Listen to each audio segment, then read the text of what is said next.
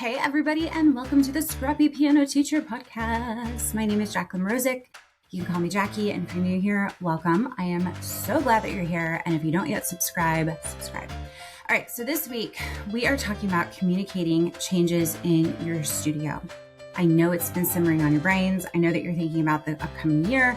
Maybe you're making changes. Maybe it's, your makeup lessons, flex weeks, autopay, changing your lesson model, whatever. There's got to be some kind of change that you're thinking about. I know it. Just know it. And maybe you're a little nervous about that. Probably, maybe, most likely.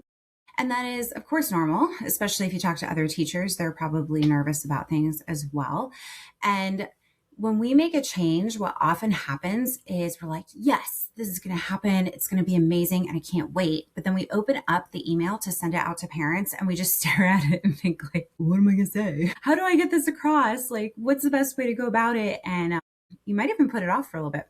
I don't know. So my goal today is to give you a little food for thought and hopefully a little bit more confidence as you communicate those changes to your studio families. But first, I'm going to share a quick story with you. I feel like I haven't shared a story in a while. So story time. Back when I was 18, I really wanted to be part of the cool crowd and work at BW3s as a beer runner, food runner, whatever. I mean, I still taught piano, but I didn't have any, all my cool friends did not teach piano and I just wanted to be cool, So anyway, I worked there and it would work this way. People would go to the counter, order their food. I think it still works this way at BW3s. If you know what it is, I don't know. It's a chain in Ohio.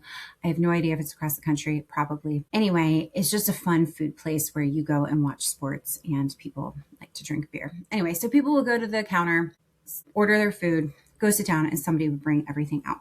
And that was me. That was my job at the time. Now they have like these robots that go out there, but this is before all the robot things. Anywho, so I was the one. I would bring food. I would clean up tables. I would clean up the bar area and talk to people. I just did a lot of talking and, kept things moving. And I loved it. I loved meeting people. And it was different. It was different than teaching piano. It was very laid back. Anyway, it was great. So I'm the type of person who likes to talk with my hands. I tend to like flip my left hand a lot. I don't know, maybe it's a music teacher thing. Maybe you guys like to talk with your hands too. And I've always been that kind of person. And one time I was in the main bar area and I was cleaning up some leftover dishes and glasses. And there was this one glass, it was one of those really big, tall ones. And there was probably about an eighth of a beer left in the bottom of it. And somebody came up and they were talking to me and I'm talking to them and I'm getting all enthusiastic and all like into it. And I have this glass in my hand and I kind of do a little flip of the wrist. And what happens is the little bit of beer that's in the bottom of the glass just trickles out and slides out and lands right on this poor guy's super bald head, super shiny bald head, beer all over it. And, can you imagine going to have a day off with your buddies, watch a sports game, and some girl just spills beer all over your head? Well, that's what I did. And from what I remember him like laughing and being gracious about it. Maybe he had just had a couple beers and so everything was fine. Or maybe I was just oblivious if he was upset, which very well may have been the case. That's what happened. That story has nothing to do with today, by the way. I just thought it was funny and I thought I would share with you. But the fact that I worked there does matter because as I was working there, I had this group of regulars and they were super cool, hip, like mid-20s people. They had like the Friends vibe, like Matthew Perry, Jennifer Aniston, and they always were wearing suits and really awesome outfits and they would always tip me really, really good. So this is my impression of them. They're successful, they're cool and hip. They tip me amazingly, so they must make really good money, and they like me. We are friends. I mean, they would come in and they'd be like, Jackie, where's your section? We're going to sit there. And I'd be like, oh, yay, sit here. And then we would like go and hang out. And after they had come in for a few weeks, they eventually asked me if I wanted to start working with them. Now, at the time, I was still a traveling teacher where I would drive to students' homes, but I wasn't teaching at a studio any longer. I had kind of moved on from that because I had moved and I was living a little too far to work in the studio. So that's what I was doing at the time. And then I was also working at the BW3s. So I was like, well, okay, I can do this for a little bit. And I would ask them, well, what is this company? And they were kind of vague about it. They'd be like, oh, it's advertising, it's marketing. And, and then we would talk about it again at another visit. And I'd be like, well, what is it exactly that you do? oh, we're in advertising and marketing and da da da. I never really got a straight answer. And I think maybe because it was my age, I just accepted that. And I remember my mom being like, what is this company? And I'd be like, I don't know. Does it matter? They're so cool. I just want to be there. So long story short, I quit my job at B-Dubs and I just joined this marketing and sales team. And I had no idea what it was. They just told me an office building to go to and I showed up. And guess what? It was door to door sales. Yeah. Not quite the glamorous advertising career I thought I was walking into. Now, was it? They completely sold me on this idea that it was going to be this amazing job and I'm going door to door. It was not a safe job. It was a bit of a sham in a lot of ways. I did not last long. I think I was there maybe 3 or 4 months tops. And of course, it was during summer months. I can't imagine what this job would be like in the winter months. It was not great. And the company did eventually fold, which I was not sad about hearing that later on. Like I said, it wasn't the safest setup. And they were really targeting and pulling in a lot of young people who did not really know what they were getting into, like me.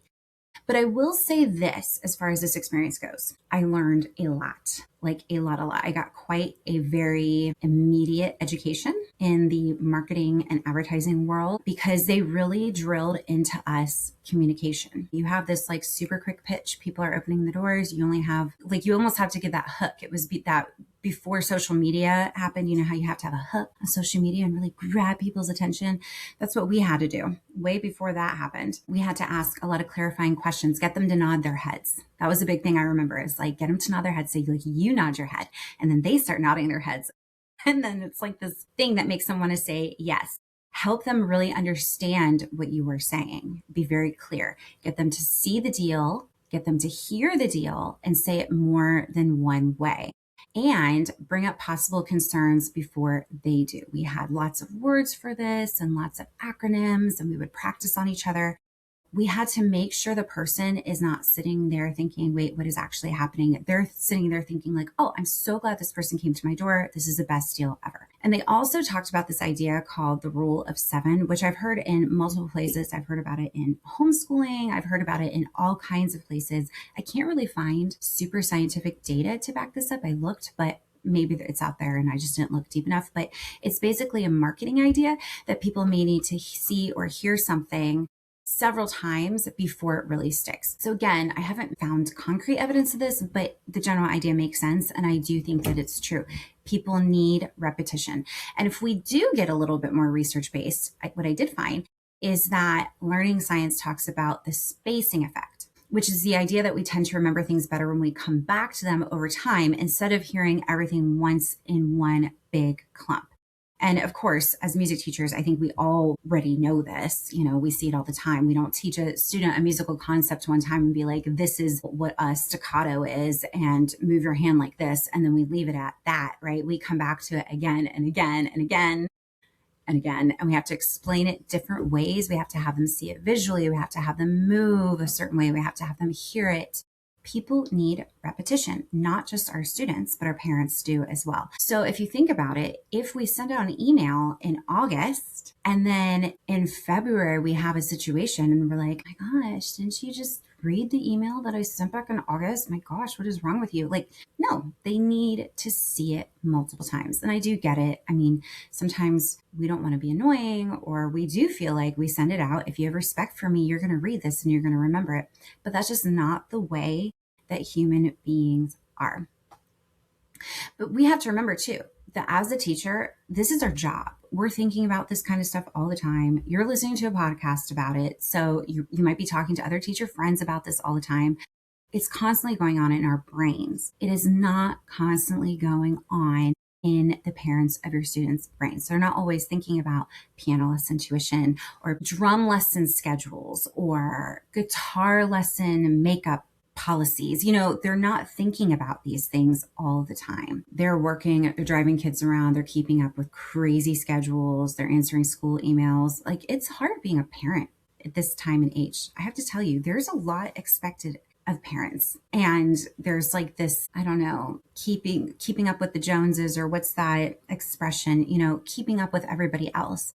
And these are very smart people. They're very capable people, but they're also very busy people. So we've got to give them a little bit of grace that when we communicate changes, we cannot assume that they automatically understand what we mean, why we're doing it, or how it applies to their family. So the way that we present the information really does affect how the year can feel. So let's talk about how to do this. And the first thing is the initial announcement, which there's multiple ways of doing it. I think that most of us will do it maybe during registration. So let's really think about this. How are you going to announce the change? What are your plans for that? I'm going to use the registration as an example. It's the beginning of the school year, it's August, or maybe you do this in July. Maybe you've already sent it out. I don't know. But let's say that you're sending out the new registration form, and maybe you're attaching your updated policy and waivers and forms. I don't know. Maybe you are getting ready for the new school year too. Maybe you are attaching your updated policy as well. You're attaching all the things on this email. Can you picture it? I bet you can. So this is where I like to keep this email itself pretty simple, where I would say something like, hey parents, registration is open for the new year. It's going to be amazing. I'm so excited. Before you fill out this form, I want to highlight a few important updates for the year. And then guess what is my best friend? I hope it's your best friend. If you've ever read my stuff, you might notice that I love these, and they're called bullets. I love them. Bullets are great because they keep things simple, clear, and you're not going to bury these things, right? You have these changes and you're going to make them very clear, where it's very easy to scan, very easy to read. It's at a glance, but it's right there, right? Because you're not trying to tuck this information in the middle of a paragraph and hope nobody notices, because then you would be just like those marketing and advertising and really super cool people at B-Dubs who are trying to sell me on this job where then I show up and it's freaking door to door, okay? We're not doing that to other people. We are not those kind of people, right? We are not going to make the people guess what they're walking into. We are simply saying, these are the changes. Tuition will be increasing to this amount. Payments will be processed through autopay. The studio calendar will include flex weeks. Registration forms are due by this date. Whatever the changes are, we're going to highlight them very clearly. And you can still be warm. You can still sound excited. You can still sound like yourself. I mean, you can even say something like, oh, I'm really excited to share this update. We're going to be doing even billing. This is going to make my life easier. It's going to make your life easier. You can make it sound like, hey, this is a great change. So you don't need to hide the information, apologize for it, or turn it into this big emotional event like, I'm really sorry, or due to unforeseen, or this economy, like due to this and this and this. Like, no, they already know this stuff. They know what's going on in the world. They probably are expecting it. And just to know, I do have an email template inside the policy workbook that was included in the policy triangle workshop as well. It's in there and it pretty much says the same thing. It's a simple email template where it just starts with a warm greeting, says registration is open or the new year is coming or whatever. And then it highlights the changes in clear bullets so families can see them right away, because parents are going to scan. They don't want to read these super heavy paragraphs. We all scan. And if they open up your email while they're making dinner or whatever, they need to be able to find the important information quickly. So first, we're going to announce it very clearly. The second thing is to explain why, but you don't have to over-explain. Please don't over-explain. I love over-explaining things. It's in my nature. I'm always looking for the clarifying things, getting people to nod. I think maybe that's stuck from that short-term door-to-door life of mine. And I think as teachers, we love making sure that everybody understands every possible angle. But sometimes we can explain so much that we make the change sound more complicated than it actually is. And we start to really beat that dead horse. So we don't want to sound like we're asking for permission. We don't want to over-explain. So for example, if you are raising tuition, you do not want to say, I am so sorry. I know this is so hard. I really hate to do this. I hope this is okay with you, because that creates a very different tone and it's going to start opening up for debate. You are the CEO of your company. You don't need anybody to have a debate with you. Instead, you can say something like, this updated tuition allows me to continue offering a really thoughtful studio experience while keeping the studio sustainable. That is clear. It gives a reason. It doesn't invite that debate. If you're moving to autopay, maybe you can say something like, autopay keeps billing simple and consistent for everyone. Cool, right? So there's all kinds of examples that you can do, But the goal is for them to read it and think, okay, I understand why this is happening. That's fine. And they might still have a question, and there doesn't need to be a big mystery about it. Be ready for those questions. Expect the questions and be okay with the questions. Maybe prepare your answers and responses ahead of time. They don't have to be defensive. They don't have to be negative. This is just exchanging information. And that's okay. You're allowed to do that. The third thing is we want to make sure that this is posted in all the places, not just one email. If you send one email in August, like I said before, and that is the only place that the information lives, and then let's say that this situation that you talked about in August happens to the family in February, most likely they're not going to remember it in February. A lot has happened from August to February for this person, right? You don't want it to just sit in that same place. Yeah, you want to put it in the registration email or whatever. You also want it in your policy. Put reminders in your registration form. Do you have a parent portal? You can put it in your welcome email or your handbook. Put it in the calendar if that's what it affects. Something that I really like to do, I like to do a monthly newsletter, and I like to stay very seasonal about it and stay ahead of things. For example, maybe October. Obviously, there has not been a very big gap from August to October, but it's amazing how quickly us humans forget things.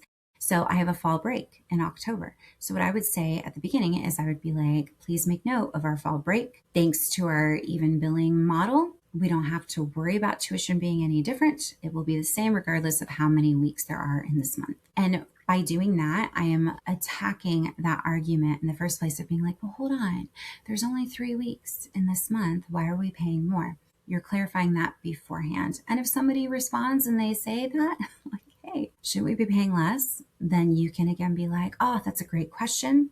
We did make this change at the beginning of the year, and just repeat it. You don't have to be like, as I said in August, didn't you read my email? You don't have to be like that. Just be kind and warm about it. You know, if you have a bulletin board, put it on there. Just make it clean and easy to read and bring it up a lot. And I do want to say, when people teach from home, if you're an independent music teacher who's at the home, it can be easy for people to blur the lines between, oh, you're just a music teacher, like it's a hobby, or something professional. They don't do it on purpose. It's a very subconscious thing. They get to know us pretty well. They see our home. They might know our kids. But we have to remember, and we have to remind them that this is how we pay our bills. This is a business. We put a lot of time and heart into it. So yeah, we can be warm and personal, but it still needs structure. Clear communication can help build that structure. Okay, so what are we going to do? We're going to have a warm announcement. We're going to use bullets. We're going to make it easily scannable. We're also going to include it in our policy. Maybe that has more information behind it in the policy, right? We're going to give them regular reminders throughout the year in a warm way. We can bring it up in conversations, and we're not going to get upset if they bring it up down the road and we think to ourselves, well, golly, lollipops, I have brought this up so many times. What is wrong with you? Nobody respects me. We're not going to think that way, right? We're going to be warm and we're going to be fine with it. Now, listen, if you need some specific examples, I do have a blog post about this, and it has some, and it helps with some wording. Feel free to visit that. That's at scrappypianoteacher.com. And also, if you missed the policy triangle and calendar workshop, I have a replay available for you. You can still get the workbook and you can work right alongside us in that replay. It does not include the audit. However, if you have any questions, you are more than welcome to shoot me an email at Jacqueline@scrappypianoteacher.com. And remember, if this episode was helpful in any way, please make sure that you follow or subscribe so you do not miss future episodes. And if you have a teacher friend who is working through studio changes right now, send this episode to them, because I really want to offer everybody a little bit of encouragement. Next time, we are going to take a little break from all this admin heavy talk that I've had the past few weeks. We're going to talk about something really, really fun, and that is musical performances with Ashley Daniel from Musician and Company. It's a super fun conversation. It's always fun to talk to her. So I'm excited for you guys to hear it. So make sure you check back in. I'll talk to you soon, teacher friends, and have a fabulous, fabulous teaching week. Bye.